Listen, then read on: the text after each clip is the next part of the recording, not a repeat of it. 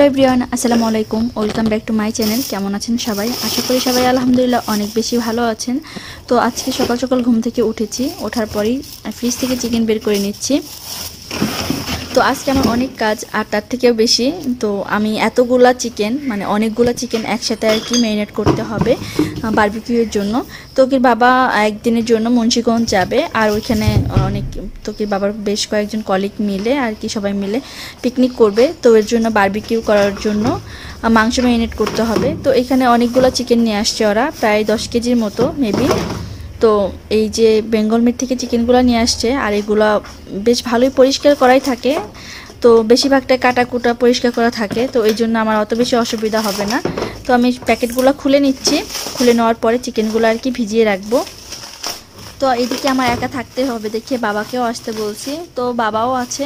তো তোকে বাবা মানে আজকে যদি দুপুরের দিকে যায় তাহলে আগামীকাল ভোরে আসবে এরকম, বা মানে সরি নাস্তা করে তারপরে আসবে। তো এই জন্য বাবাকেও আসতে বলছি। আর একা বাসায় থাকলে কিন্তু অনেক রকম সমস্যা হয়, বিশেষ করে যেহেতু বাচ্চা আছে, তো দেখা যায় যে হঠাৎ করে তোকে শরীর খারাপ হয়, এরকম বেশ 2-1বার হয়েছে। তো এই জন্য আর একা বাসায় থাকার রিস্কটা আমি নিই না। আর এদিকে হচ্ছে এই যে মানে চিকেনগুলা ভিজাচ্ছি এখন, আর চিকেনগুলা মানে বেশি চিকেন ছিল একসাথে, তো এই জন্য আর কি একদম যে বেশি মানে আইস হয়ে শক্ত হয়ে আছে তা না। রাত্রেবেলা যেহেতু রাখা হয়েছে, তাও 10:30-11টার দিকে রাখা হয়েছে, তখনই নিয়ে আসছে আর কি। তো ওই জন্য আর আমার অতক্ষণ মানে আধা ঘন্টার মতো টাইম লাগবে, হয়তো বা আধা ঘন্টা 1 ঘন্টা এরকম টাইম লাগবে। আর এদিকে এই যে তোকির বাবা আমাকে লেবুর হচ্ছে কেটে দিচ্ছে, তো এখানে লেবু রসও লাগবে, এই জন্য লেবু কেটে দিচ্ছে। আর এদিকে হচ্ছে যে মশলাগুলো লাগে ওগুলাও নিয়ে আসা হয়েছে। তো প্রথমে মুরগির মানে পরিমাণটা অনেক বেশি বলা হয়েছিল, তো ওই পরিমাণে আমি আর কি মশলা নিয়ে আসছি। পরে আর কি মুরগির পরিমাণটা অনেক কম ছিল দেখে আমার হচ্ছে মশলা অনেক বেঁচে গেছে। তো এইখানে হচ্ছে সব রকমের মশলাই নিয়ে আসা হয়েছে। আর এদিকে হচ্ছে আমি এগুলো বের করে নিলাম, দেন হচ্ছে তোকির বাবা লেবুগুলা কেটে দিচ্ছে। আর এখানে আমি টক দই নিয়ে আসছি হচ্ছে 2.5 কেজি, বাট আমার 2.5 কেজি টক দই লাগবে, তো দেখি কতটুক লাগে। আর হচ্ছে আমি এদিকে বারবিকিউ সসও নিয়ে আসছি। তো মানে বেশি চিকেন যদি একসাথে ম্যারিনেট করা হয় আর ওর সাথে যদি একটু বারবিকিউ সস বারবিকিউ মশলা দেওয়া হয় তাহলে টেস্টটা আরও ভালো আসে।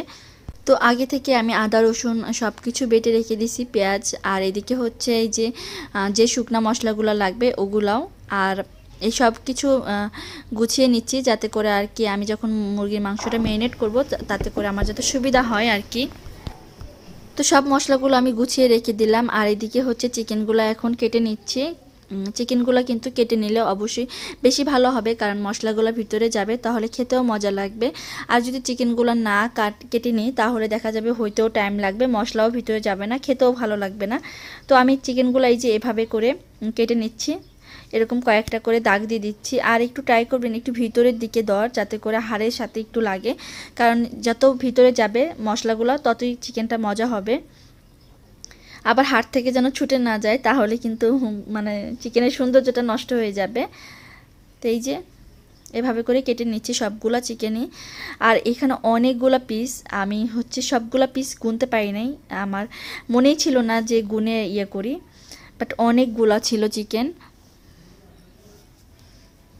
আর এটা কিন্তু খুব সুন্দর করে পরিষ্কার করা ছিল, আমি আবার হচ্ছে আলাদাভাবে আবার সুন্দর করে ধুয়ে নিয়েছি যাতে করে আর কি কোনো ময়লা থাকলেও চলে যায়।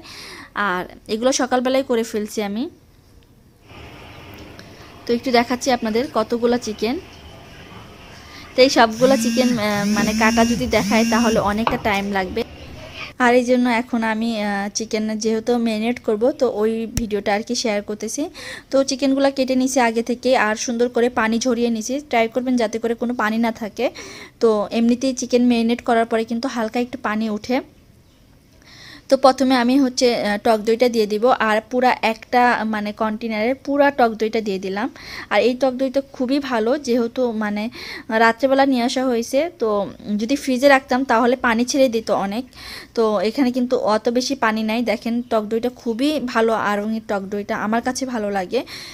তো আমি সবসময় কেনার সময় আড়ংয়েরটাই কিনি। আমাকে যতই ওই সুপার শপের আপুগুলা বলুক যে আপু এটা নেন ওইটা নেন, বাট আমি আড়ংয়েরটাই নিই, আমার এটা ভালো লাগে আর কি। তো আর এখানে হচ্ছে ভাজা জিরার গুঁড়া দিয়েছি। তো আমি যেহেতু প্রায় 10 কেজির মতো চিকেন নিছি, তো সেই জন্য আমি হচ্ছে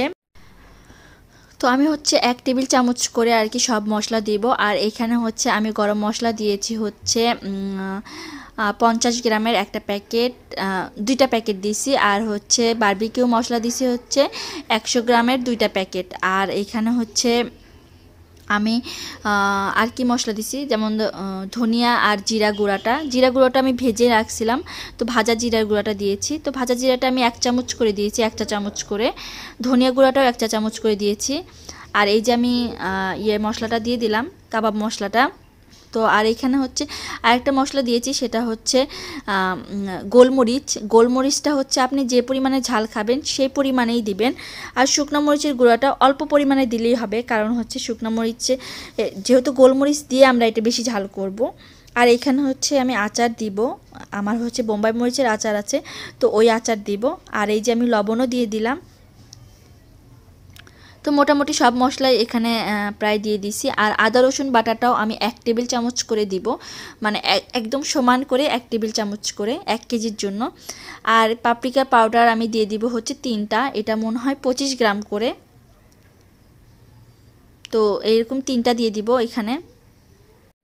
আর আপনারা চাইলে পাপরিকা পাউডারটা বাদও দিতে পারেন, কারণ এটা দিলে একটু টেস্টটা আর কি আমার কাছে ভালো লাগে, কালারটাও সুন্দর আসে, এই জন্য আমি দিই।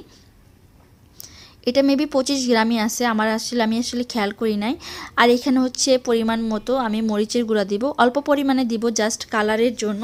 আর আমার মরিচের গুঁড়া যদিও অত বেশি ঝাল না, তো ওই জন্য আর কি আমি অল্প করেই দিছি। তারপরে আর ওই যে বললাম আমি পুরাটা ঝাল করব হচ্ছে গোলমরিচ দিয়ে, এখানে কালো গোলমরিচ আমি গুঁড়া করে নিয়েছি। তো এটা আমি বেশি করে দিব। কালো গোলমরিচটা দিলে আর কি সুন্দর ঝাল আসে, সুন্দর ফ্লেভার আসে, তো এই জন্য আমি গোলমরিচটাই বেশি দিই, মানে বারবিকিউয়ে। দিয়ে দিব টমেটো কেচাপ অথবা সস। তো এখানে হচ্ছে আমি প্রায় হচ্ছে 4 টেবিল চামচের মতো টমেটো সস দিয়ে দিছি। দিয়ে দিব বোম্বাই মরিচের আচার, আর এটা খুবই অল্প পরিমাণে দিব, জাস্ট খালি একটু ফ্লেভারের জন্য, আর কিছু না। কারণ আমি গোলমরিচ দিয়ে ফেলছি, লাল মরিচ দিয়ে ফেলছি, দেন আবার সসেও ঝাল থাকে একটু একটু, আবার বোম্বাই মরিচ দিয়ে দিলাম। তারপর এখানে দিয়ে দিব হচ্ছে জেলি। আপনারা চাইলে বোম্বাই মরিচ, জেলি, দেন হচ্ছে পাপরিকা পাউডার এগুলো স্কিপ করে দিতে পারেন, কোনো সমস্যা নেই, এগুলো না দিলেও খুবই মজা লাগে খেতে। আর এখানে দিয়ে দিব লেবুর রস, আর প্রত্যেক কেজির জন্য 1 টেবিল চামচ করে লেবুর রস দিবেন। আর যেহেতু বেশি, তো ওই জন্য হচ্ছে চাইলে একটু কমও দিতে পারেন, যদি মনে হয় যে না বেশি হয়ে যাবে তাহলে একটু কম দিয়ে দিতে পারেন।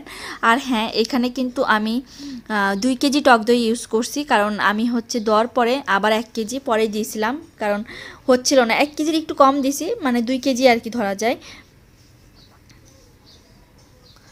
আর এখানে দিয়ে দিলাম সরিষার তেল, দেন হচ্ছে সয়াবিন তেল। তো সরিষার তেল দিয়েছি আমি এখানে 1 কাপের একটু বেশি, আর সয়াবিন তেল দিয়েছি 1/2 কাপ। এখন হচ্ছে সব কিছু ভালো করে মিক্স করে নিব। আর তারপরে হচ্ছে আমি আদা রসুন বাটাটা দিব, কারণ এগুলো একটু ভালো করে মিক্স করে নেওয়ার পরে আমি আদা রসুনটা দিব। আর এই কাজটা কিন্তু হাত দিয়েই করতে হবে, হাত দিয়ে করলে কিন্তু মানে খুব সুন্দরভাবে এটা মিক্স হবে। আর যত ভালো করে এটা মিক্স করা যাবে চিকেনটা কিন্তু খেতে ততই মজা হবে। তো এটা বেশ ভালো করে আমি মিক্স করে নিচ্ছি।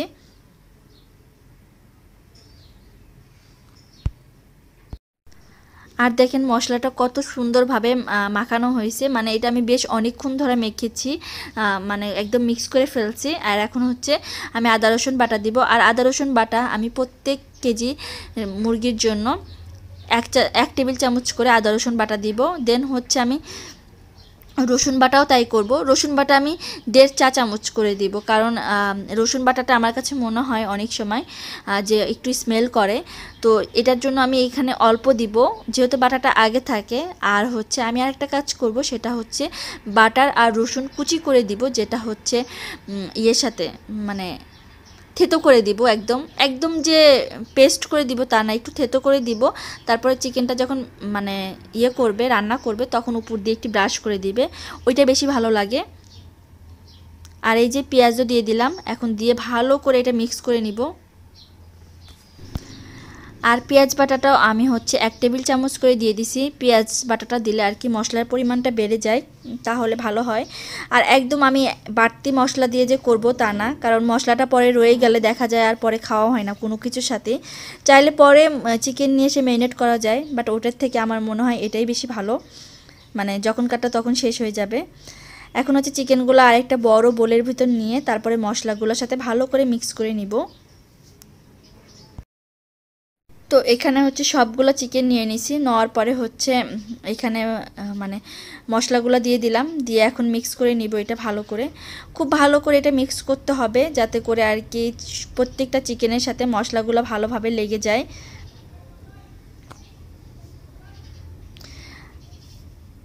তো এই যে এখন ভালো করে আমি মিক্স করে নিচ্ছি।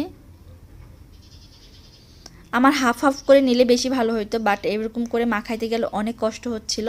তো আমি বেশ ভালো করে এটা একদম নিচ থেকে তুলে তুলে মশলাটা মিক্স করে নিচ্ছি।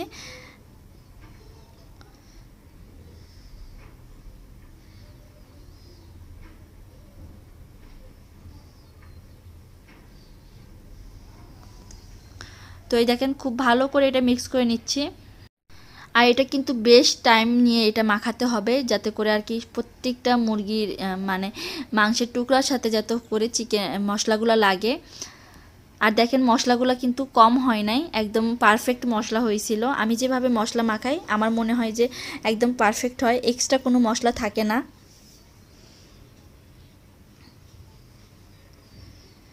তো যেটুকু থাকে ওইটুকু হচ্ছে 2-1 বার ব্রাশ করে দিলেই হয়ে যায়। আর তারপরে হচ্ছে শেষের দিকে বাটার আর রসুন ব্রাশ করে দিলে আরও বেশি মজা লাগে খেতে। তো আমার এটা মাখানো হয়ে গেছে, আর উপর থেকে আমি একটু তেল মাখিয়ে দিয়েছি। আর হ্যাঁ, এখানে কিন্তু আমি একটু ফুড কালারও দিয়েছি, সেটা আর কি দেখানোর কথা আমার মনে ছিল না। এখানে আমি জর্দার রং দিয়েছি। তো আর এখানে এই যে উপর দিয়ে এখন দিয়ে দিব হচ্ছে বারবিকিউ সসটা। বারবিকিউ সসটা আপনারা চাইলে নাও দিতে পারেন, বাট আমি একটু দিলাম যাতে অন্যরকম একটু ফ্লেভার আসে, ভালো ফ্লেভার আসে আর কি। তো বারবিকিউ সসটা দিলেও ভালো হয়। আর এখানে আমি ভিনেগার দিই নাই, এই জন্য আমি লেবুর রস দিয়ে দিছি। তো এই তো মুরগিটা এখন আমি ম্যারিনেট করে এভাবে রেখে দিব, তারপর যাওয়ার সময় প্যাকেট করে দিব। তো কালারটা কিন্তু আমি সব শেষে দিছি, কারণ একদম যদি আমি প্রথমে দিতাম তাহলে চিকেনের ভিতরে কালারটা ঢুকে যেত, শুধু জাস্ট খালি উপরে কিন্তু চিকেনের কালারটা আছে। তো এখন হচ্ছে তোকির বাবা যেহেতু এটা মুন্সিগঞ্জ নিয়ে যাবে, এই জন্য আমি বড় একটা জারের মধ্যে এটা উঠায় দিচ্ছি। তো একটা জার দিয়ে আমার হয় নাই, এখানে আমি 2টা জার আর কি নিয়ে নিলাম। আর চিকেনগুলো দেখেন মশলাগুলো কিন্তু খুব সুন্দর, মানে একদম বেশি হয় নাই, আবার একদম কিন্তু মানে যে কম হয়েছে তা কিন্তু না, একদম পারফেক্ট মশলা হয়েছে। যদি বেশি করে মশলা দিতাম তাহলে দেখা যেত যে মশলাগুলো থেকে যেত। তো এইদিকে আমি সবগুলা চিকেনে খুবই সুন্দর করে প্যাকেট করে একটা বড় জারের মধ্যে দিয়ে দিলাম। আর এটা কিন্তু ওইখানে নিয়ে এভাবে রেখে দিলেও হবে, যেহেতু এখন ঠান্ডার সময় নষ্ট হবে না, জাস্ট ঢাকনাটা খুলে দিলেও হয়। আবার এমনি যদি ফ্রিজে রাখতে চায় তাহলে ফ্রিজে রাখতে পারে, যেহেতু এখন শীত তো চিকেনগুলো নষ্ট হওয়ার কোনো কারণ নাই।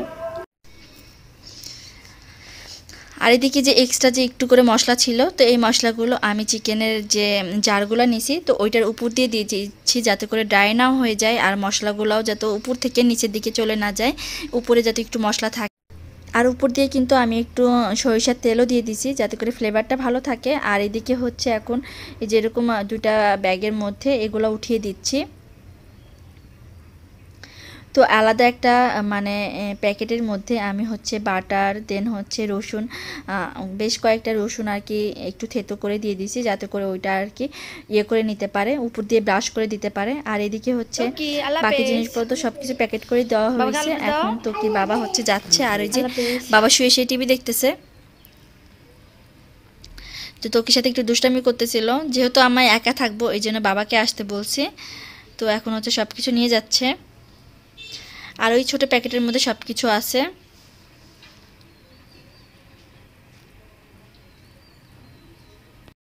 তো তো আশা করি আপনাদের আজকের ভিডিওটা ভালো লাগছে। ভালো লাগলে অবশ্যই আমার চ্যানেলটা সাবস্ক্রাইব করবেন। তো আজকের মতো এই পর্যন্তই। আল্লাহ হাফেজ। সবাই ভালো থাকবেন, সুস্থ থাকবেন। আর এই যে পাশের বাসাটায় লোকজন মনে হয় চলে যাচ্ছে, তো ওই জন্য ওনাদের গোছগাছ সব কিছু ফাঁকা, সব জিনিসপত্র বের করে নিচ্ছে। তো যাই হোক, এখন সবাইকে বিদায় দিই। আল্লাহ হাফেজ, ভালো থাকবেন সবাই।